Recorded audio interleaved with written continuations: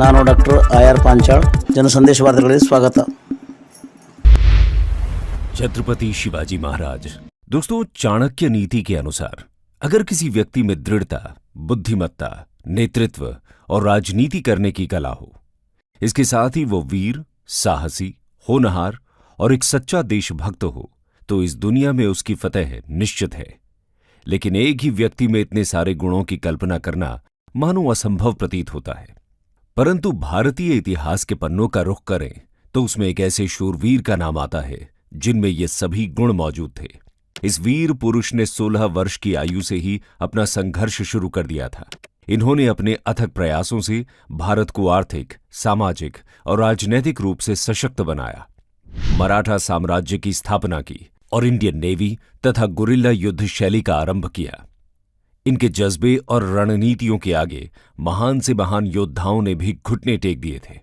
दोस्तों, अब तक तो आपने अंदाजा लगा ही लिया होगा कि हम बात कर रहे हैं भारत के वीर पुत्र छत्रपति शिवाजी महाराज की। तो चलिए शुरू करते हैं शिवाजी महाराज के प्रारंभिक जीवन से। Early life of Shivaji. दोस्तों, शिवाजी का जन्म पुणे स्थित शिवनेरी दुर्ग में 19 फरवरी 1630 को हुआ। जिस समय शिवाजी का जन्म हुआ उस समय उत्तर भारत में मुगल सम्राट शाहजहां का शासन था और डेक्कन के अहमदनगर में निजाम शाही, बीजापुर में आदिल शाही और गोलकोंडा में कुतुब शाही का राज था। इनके पिता शाहजी भोसले बीजापुर सल्तनत में सेनापति के पद पर तैनात थे और वे वहीं रहा भी करते थे। दरअसल मुगल बीजापुर पीस ट्रीटी के तहत शाहजी भोसले को बीजापुर के साउथ में भेज दिया गया था। इसके साथ ही उन्हें पुणे की जागीर कलेक्ट करने की अनुमति थी, लेकिन वहां रहने की नहीं। इसलिए उन्होंने पूना की जागीर अपनी पत्नी जीजाबाई और बेटे छत्रपति शिवाजी महाराज के नाम कर दी थी। खैर, उस वक्त छत्रपति शिवाजी महाराज काफी छोटे थे, इसीलिए उनके बिहाव पर दादाजी कोंडादेव जागीर कलेक्ट करते थे। शाहजी भोसले के न रहने पर दादोजी ने ही एक अच्छे अभिभावक की तरह शिवाजी का लालन पालन किया, उन्हें राजनैतिक और प्रशासनिक शिक्षा दी। इसके साथ ही उन्होंने शिवाजी को बुनियादी वॉर टेक्निक्स जैसे घुड़सवारी, तलवारबाजी और निशानेबाजी का ज्ञान भी दिया। शिवाजी बचपन से ही अपनी माता के प्रति बेहद समर्पित थे। उनकी माता जीजाबाई काफी धार्मिक प्रवृत्ति की थीं। उन्होंने अपने पुत्र को रामायण, महाभारत और धार्मिक ग्रंथों के आदर्श पुरुषों की गाथा सुनाकर बचपन से ही उन्हें महान बनने की प्रेरणा दी थी।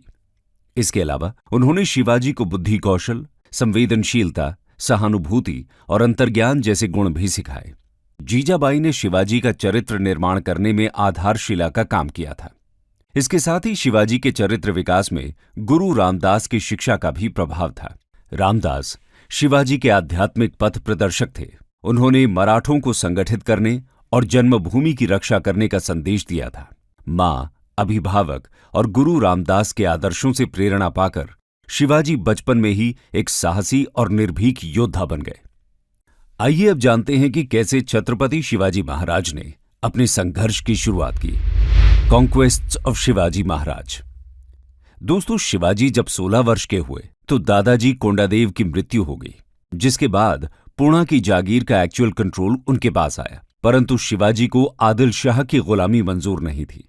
दरअसल पुणे अभी भी बीजापुर के सुल्तान आदिल शाह के अधिकार क्षेत्र में आता था। अब शिवाजी को तलाश थी एक मौके की, जिससे वो जल्द से जल्द आदिल शाह के चंगुल से छुटकारा पाकर अपना स्वराज स्थापित कर सकें।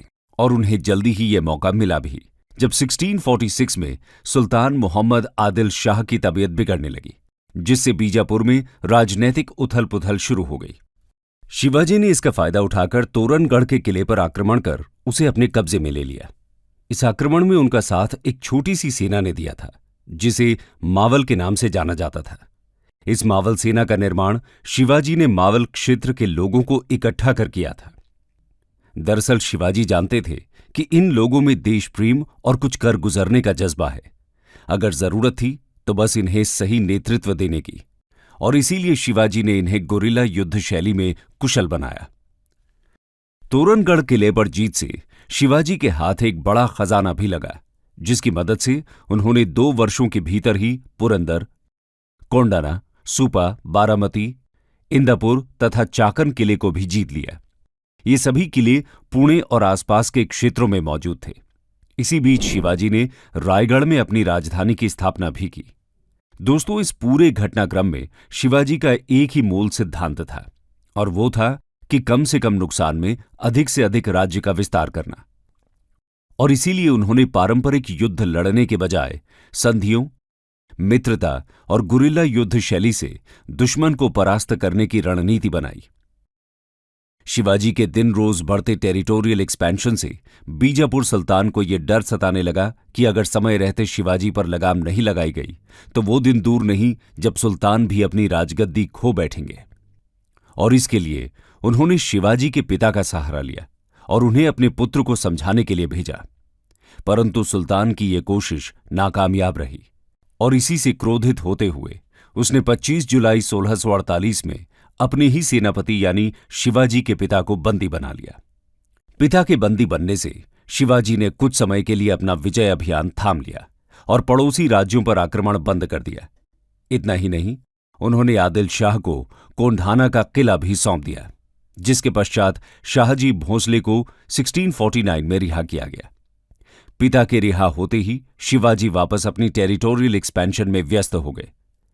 सबसे पहले उन्होंने जावली के जागीरदार चंद्रराव मौर्य को हराकर उनके राज्य पर कब्जा किया। इसके साथ ही शिवाजी ने सावंतवादी के सावंत्स, मुधोल के घोरपड़े, फलटन के निम्बाड़कर जैसे जागीरदारों को भी हिंदवी स्वराज्य का ख्वाब दिखाकर अपने पक्ष में कर लिया। किसी के साथ उन्होंने युद्ध किया तो किसी के साथ मित्रता और संधि। ऐसा करके शिवाजी ने धीरे धीरे एक बड़ी सेना तैयार कर ली। इसके बाद शिवाजी के हौसले बुलंद हो गए। उन्होंने बीजापुर में अपने राज्य का विस्तार करना शुरू किया। शिवाजी महाराज के बढ़ते हुए प्रभाव को देखकर आदिल शाह टू के रातों की नींद उड़ चुकी थी। ऐसे में उसने अपने सेनापति अफजल खान को 1657 में 20,000 सैनिकों के साथ शिवाजी महाराज का खात्मा करने के लिए भेजा। अफजल खान कद काठी और सैन्य ताकत के मामले में शिवाजी से काफी शक्तिशाली था। इसके साथ ही अफजल खान अत्यधिक क्रूर और निर्दयी भी माना जाता था। जब अफजल खान ने शिवाजी पर हमले करना शुरू किए तो शिवाजी महाराज ने इस तरह से बर्ताव किया मानो वो उससे डर गए हों, और वो अपनी सेना के साथ प्रतापगढ़ के किले में चले गए। दरअसल शिवाजी के पास अफजल खान की तुलना में सैनिकों की भारी कमी थी। इसके साथ ही वो प्रतापगढ़ किले को हर हाल में सुरक्षा प्रदान करना चाहते थे, तो वहीं दूसरी ओर अफजल खान के पास सैनिकों की अधिकता थी, परंतु वो किले को भेदने में असमर्थ था और लगभग 2 महीनों तक इसी तरह अफजल खान और शिवाजी के बीच एक स्टेलमेट की स्थिति बनी रही। इसके बाद अफजल खान ने एक योजना के तहत संदेश भेजकर शिवाजी महाराज से भेंट करने की इच्छा जाहिर की। दोनों के बीच मुलाकात के लिए 10 नवंबर 1659 की तारीख तय हुई। शिष्टाचार भेंट होने की वजह से दोनों को ही इस मुलाकात में बिना किसी अस्त्र शस्त्र के जाना था। मुलाकात का समय आया और शिवाजी महाराज अफजल खान के शिविर में पहुंचे। बातचीत के दौरान अफजल खान ने मित्रता का हाथ बढ़ाते हुए शिवाजी महाराज से गले मिलने की इच्छा जाहिर की, लेकिन जैसे ही शिवाजी ने उसे गले लगाया, अफजल खान ने धारदार खंजर से उनकी पीठ पर वार कर दिया और जोर जोर से हंसने लगा। परंतु जल्द ही उसकी हंसी मातम में बदल गई जब उसने देखा कि शिवाजी खंजर के वार से बेअसर हैं। दरअसल शिवाजी अफजल खान के मंसूबों से वाकिफ थे और इसीलिए उन्होंने लोहे का कवच पहन रखा था, जिस वजह से उनकी जान बच सकी। इसके तुरंत बाद ही शिवाजी ने अपने हाथों के बाघ नख यानी टाइगर्स क्लॉ से अफजल खान पर हमला कर दिया और उसे मौत के घाट उतार दिया। इसके बाद शिवाजी के सैनिकों ने बीजापुर पर आक्रमण कर दिया और लगभग 3,000 सैनिकों की हत्या करते हुए बीजापुर दरबार के बड़े बड़े अधिकारियों को बंदी बना लिया। इस पूरे घटनाक्रम में शिवाजी महाराज के शौर्य और बुद्धि कौशल की जितनी भी मिसाल दी जाए उतनी कम है। अफजल खान को मारने के बाद शिवाजी महाराज का कद तेजी से बढ़ा और अब वो डेक्कन में एक बड़ी शक्ति बन चुके थे। तो वहीं दूसरी ओर आदिल शाह ने एक बार फिर शिवाजी से बदला लेने का निर्णय लिया और इस बार उसने रुस्तम जहां को एक बड़ी सेना के साथ भेजा। लेकिन 1659 में शिवाजी ने रुस्तम जहां को हराकर पन्हला किले पर विजय हासिल की। इस तरह शिवाजी महाराज से बार बार हारने के बाद जब आदिल शाह के पास कोई रास्ता नहीं बचा, तब उसने मुगल बादशाह औरंगजेब से मदद मांगी। और यहीं से शुरू होती है शिवाजी महाराज और मुगल बादशाह औरंगजेब के आपसी संघर्ष की कहानी। शिवाजी महाराज वर्सेस औरंगजेब। दोस्तों, डेक्कन में शिवाजी महाराज की बढ़ती ताकत देखकर औरंगजेब भी काफी चिंतित था। दरअसल वो भी अपने मुगल राज्य का विस्तार इस रीजन में करना चाहता था, परंतु यहां शिवाजी महाराज का दबदबा था और इसीलिए उसने शिवाजी को हराने के लिए अपने मामा शाइस्ता खान के नेतृत्व में लगभग 1.5 लाख सैनिकों को 1660 में डेक्कन की ओर रवाना किया। शाइस्ता खान ने पुणे और आसपास के इलाकों में आक्रमण करना शुरू किया। थोड़े ही दिनों में उसने शिवाजी महाराज के लाल महल को भी अपने कब्जे में ले लिया।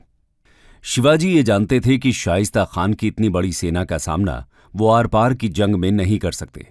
अगर उन्हें शाइस्ता खान को हराना है तो उन्हें युद्ध नीति नहीं बल्कि रणनीति का काम लेना होगा, और इसीलिए उन्होंने गुरिल्ला युद्ध शैली को अपनाते हुए 400 सैनिकों के साथ भेस बदलकर शाइस्ता खान के शिविर पर हमला कर दिया।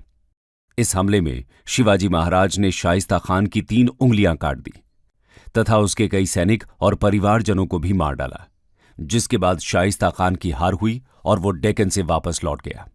लेकिन इससे पहले 3 सालों तक शाइस्ता खान ने शिवाजी के राज्य में काफी तबाही मचाई थी, जिसका बदला लेने और अपने राज्य में हुए नुकसान की भरपाई करने के लिए 1664 में शिवाजी महाराज ने मुगल्स के संपन्न शहरों में से एक सूरत पर आक्रमण किया।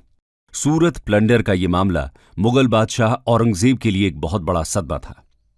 अब वो हर हाल में शिवाजी से इसका बदला लेना चाहता था। इसीलिए मिर्जा राजा जयसिंह के नेतृत्व में उसने एक विशाल सेना तैयार की और शिवाजी का मुकाबला करने के लिए उन्हें डेक्कन भेजा। 1665 में जयसिंह और शिवाजी के बीच भयंकर युद्ध हुआ।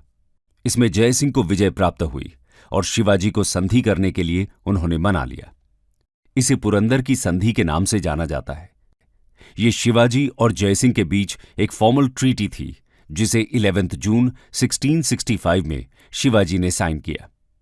इसके तहत उन्हें अपने 23 किले तथा 4 लाख सोने के सिक्के मुगल शासक औरंगजेब के नाम करने पड़े। इसके साथ ही शिवाजी ने अपने पुत्र संभाजी को मुगल सेना में मनसबदार के पद पर तैनात करने का वादा भी किया। इसके बाद 1666 में जयसिंह ने औरंगजेब और शिवाजी महाराज की आपसी भेंट आयोजित करवाई। इसके लिए शिवाजी महाराज को आगरा के किले में आने का निमंत्रण दिया गया, लेकिन आगरा पहुंचने के बाद शिवाजी को राज दरबार में 3रे दर्जे के मनसबदार के साथ बिठाया गया, जो उनके लिए काफी अपमानजनक था। शिवाजी इसे सहन न कर सके और वहीं पर उन्होंने औरंगजेब का विरोध कर दिया। औरंगजेब शिवाजी का ये दुस्साहस बर्दाश्त न कर सका और उसने उन्हें संभाजी के साथ आगरा किले में हाउस अरेस्ट करवा दिया। शिवाजी को हर हाल में इस कैद से आजाद होना था और उन्होंने इसके लिए एक रणनीति बनाई। मौके का फायदा उठाकर उन्होंने एक मिठाई बांटने वाले का भेष धारण किया तथा अपने पुत्र संभाजी को मिठाई की एक टोकरी में छिपा लिया और बड़ी ही चालाकी से आगरा के किले से बाहर निकल आए। इसके बाद शिवाजी मथुरा की ओर रवाना हुए। वहां संभाजी को एक ब्राह्मण की देखरेख में छोड़कर स्वयं अपने राज्य की ओर लौट गए। कुछ सालों तक मामला शांत रहा। 1668 में एक बार फिर मुगल सल्तनत ने शिवाजी के साथ संधि करने की इच्छा जाहिर की और जसवंत सिंह की अगुवाई में शिवाजी और औरंगजेब के बीच ये संधि हुई। संधि के अनुसार औरंगजेब ने शिवाजी को राजा की उपाधि प्रदान की तथा उनके पुत्र संभाजी को मुगल मनसबदार का ओहदा देते हुए उन्हें बिरार का राज्य सौंप दिया। इसके साथ ही औरंगजेब ने शिवाजी महाराज को आदिल शाही के राज्य पर आक्रमण करने का हक भी प्रदान किया। आदिल शाही का राज्य अत्यंत कमजोर हो चुका था और बिना युद्ध किए ही सुल्तान ने शिवाजी को सरदेशमुखी और चौथाई का हक प्रदान कर दिया। परंतु मुगल कहां अपनी हरकतों से बाज आने वाले थे।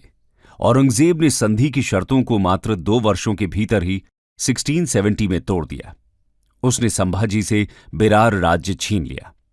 शिवाजी महाराज औरंगजेब की इस हरकत से काफी क्रोधित हुए और उन्होंने इस ईंट का जवाब पत्थर से देने की ठानी।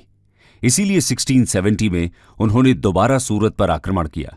सूरत लूटपाट के पश्चात छत्रपति शिवाजी महाराज की समृद्धि 7वें आसमान तक जा पहुंची और उन्होंने अपने राज्य का काफी विस्तार किया। इसी के साथ शिवाजी महाराज ने अपना राज्याभिषेक कर खुद को छत्रपति घोषित किया। लेकिन इसके पीछे भी एक दिलचस्प कहानी है, आइए जानते हैं। From Shivaji to Chhatrapati Shivaji Maharaj. दोस्तों, वेस्टर्न महाराष्ट्र में स्वतंत्र हिंदू राष्ट्र की स्थापना के बाद शिवाजी ने अपना राज्याभिषेक करना चाहा, परंतु वहां के ब्राह्मणों ने शिवाजी का विरोध किया, क्योंकि उनके अनुसार शिवाजी क्षत्रिय वर्ण से नहीं थे। हालांकि कुछ समय बाद मंत्रिमंडल में सेक्रेटरी यानी चिटनीस पद पर तैनात बालाजी आवाजी के नेतृत्व में शिवाजी के क्षत्रिय होने का प्रमाण ब्राह्मणों को दिया गया। प्रमाण के मुताबिक बालाजी ने शिवाजी का संबंध मेवाड़ के सिसोदिया वंश से किया, जिससे संतुष्ट होकर ब्राह्मण शिवाजी का राज्याभिषेक करने के लिए राजी हो गए। इसके पश्चात देश विदेश के अधिकारी, जनता और ब्राह्मणों को साक्षी बनाकर शिवाजी का 6 जून 1674 को राज्याभिषेक कर दिया गया। इसके साथ ही शिवाजी को उनकी जनता द्वारा छत्रपति का खिताब दिया गया, जिसके बाद से वे छत्रपति शिवाजी महाराज के नाम से प्रख्यात हुए और बचपन में देखा गया उनका हिंदवी स्वराज्य का सपना सच हुआ। राज्याभिषेक के बाद शिवाजी ने एडमिनिस्ट्रेशन को स्मूथ बनाने के लिए अष्टप्रधान की स्थापना की।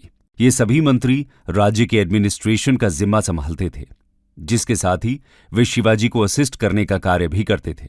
अष्टप्रधान की कॉम्पोजिशन की बात करें तो इसमें पेशवा रेवेन्यू डिपार्टमेंट संभालते थे, सरी नौबत या सेनापति मिलिट्री कमांडर थे, अमात्य अकाउंटेंट जनरल का काम देखते थे, वहीं वाक़े नवीस के पास इंटेलिजेंस, पोस्ट और हाउस होल्ड अफेयर्स का जिम्मा था, सचिव का काम कॉरेस्पॉन्डेंस देखना था और सुमंत मास्टर ऑफ सेरेमनी कहे जाते थे। इसके अलावा न्यायाधीश राज्य के मुख्य न्यायाधीश की भूमिका निभाते थे और पंडित राव चैरिटी और रिलीजियस एडमिनिस्ट्रेशन के इंचार्ज थे। एडमिनिस्ट्रेशन के साथ शिवाजी ने महिलाओं के सशक्तिकरण पर जोर दिया। इसके अलावा उन्होंने हिंदू दरबार के कई पुराने ट्रेडिशंस को भी पुनर्जीवित किया और अपने राज्य में मराठी तथा संस्कृत भाषा के प्रयोग को बढ़ावा दिया। इसके साथ ही उन्होंने अपने राज्य में सभी धर्मों को सम्मान दिया। उनके राज्य में हिंदू पंडित की तरह मुस्लिम मौलवीज को भी बराबर का सम्मान प्राप्त था। उनकी सेना और मंत्रिमंडल में भी कई मुस्लिम अधिकारी तैनात थे। बात अगर शिवाजी महाराज के सैन्य बल की करें तो भारतीय राजाओं में वो पहले थे जिन्होंने नेवल फोर्स को तैयार किया। उन्होंने अपनी अनुशासित सेना तथा प्रशासनिक अधिकारियों की मदद से मराठा रीजन में एक सभ्य शासन स्थापित किया। 6 सालों तक कुशलतापूर्वक राज्य करते हुए अंत में एक लंबी बीमारी के कारण 3 अप्रैल 1680 को 52 वर्ष की आयु में उनकी मृत्यु हो गई। कंक्लूजन। तो दोस्तों, ये थी छत्रपति शिवाजी महाराज की कहानी। भारत की इस धरती पर ऐसे कई महान शासक पैदा हुए हैं जिन्होंने अपनी योग्यता और कौशल के दम पर इतिहास में अपना नाम स्वर्ण अक्षरों में दर्ज किया है। छत्रपति शिवाजी महाराज भी उन्हीं वीर योद्धाओं में से एक हैं। इनके शौर्य, जज्बे और रणनीति की जितनी भी तारीफ की जाए उतनी कम है, क्योंकि इन्होंने उस चिंगारी को जन्म दिया जिसकी वजह से भारत में मुगल काल में भी एक नए हिंदू राष्ट्र की स्थापना हुई। और यही कारण है कि छत्रपति शिवाजी महाराज की ये शौर्य गाथा आज भी देश के कोने कोने में गाई जाती है और इन्हें लोग एक राजा की तरह नहीं बल्कि भगवान की तरह पूजते हैं। जय हिंद, जय महाराष्ट्र।